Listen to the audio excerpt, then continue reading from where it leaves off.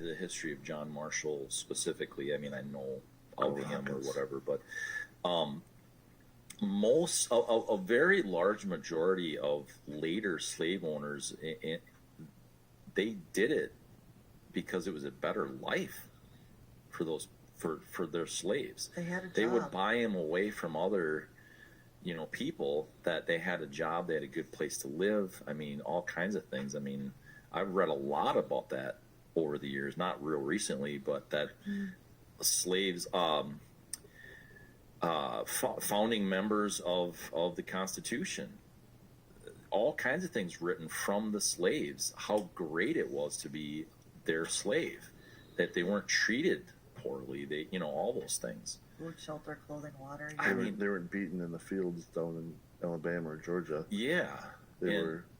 And so they were doing things to try to change that. Doesn't mean that they weren't guilty of being in society. I mean, that I don't know. It's a hard one, but I'm not saying specifically John Marshall, but in a lot of cases, prominent people like this, they were good, decent people, and their people weren't technically.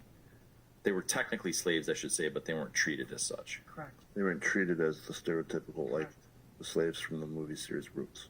Right. So. Yeah. So I just wanted to not put that condoning in there. it. No, right.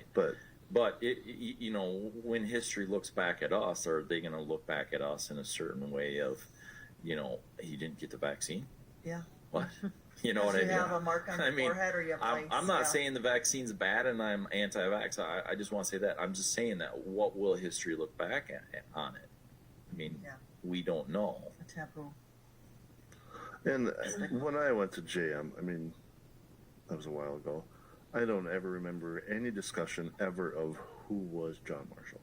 Right. I think there may be a portrait in the entry area somewhere around a corner, but it wasn't like his life was celebrated. I don't think they do that at Mayo High School. Everybody knows it's named after the Mayo family, but it's not like they have a shrine to the Mayo. It's a name on the building. And the other, well, it was approved unanimously. The students kind of won out on that one with the school board wanting a different name, but just let it go. I think I've said this many times on this show. Where does it stop? Exactly. There's a lot bigger things to fight about. Oh, God.